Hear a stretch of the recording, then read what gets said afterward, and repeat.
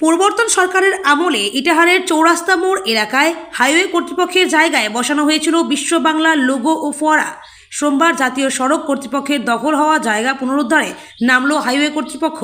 Bulldozer দিয়ে ভেঙে ফেলা হলো বিশ্ব বাংলার লোগো ও ফোয়ারা।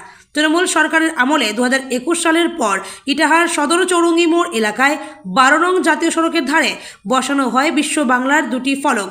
এতদিন সেটি জাতীয় সড়ক কর্তৃপক্ষের জায়গার উপরে বসানো ছিল। পাশাপাশি জাতীয় সড়ক কর্তৃপক্ষের জায়গায় ফুটপাত দখল করেছিল একাধিক অস্থায়ী দোকান।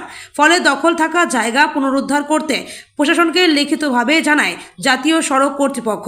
সেই মতো এদিন ইটাহার ব্লক ও পুলিশ প্রশাসনের আধিকারিক এবং কেন্দ্র বাহিনীর উপস্থিতিতে বুলডোজার চালিয়ে গুড়িয়ে দেওয়া হলো বিশ্ব বাংলার লোগো এবং অস্থায়ী দোকান। এই উচ্ছেদ অভিযান দেখতে বহু মানুষ ভিড় জমান চৌরঙ্গি মোড় এলাকায়।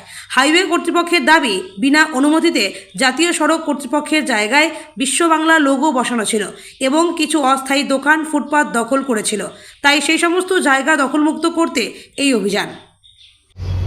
आज क्या हो रहा है? आज ये माननीय सुप्रीम कोर्ट के आदेशानुसार और माननीय मुख्यमंत्री जी के निर्देशन में पूरे कलकत्ता में एनएच से जो इंक्रोचमेंट है उसको रिमूवल करने की एक्टिविटी स्टार्ट की गई है।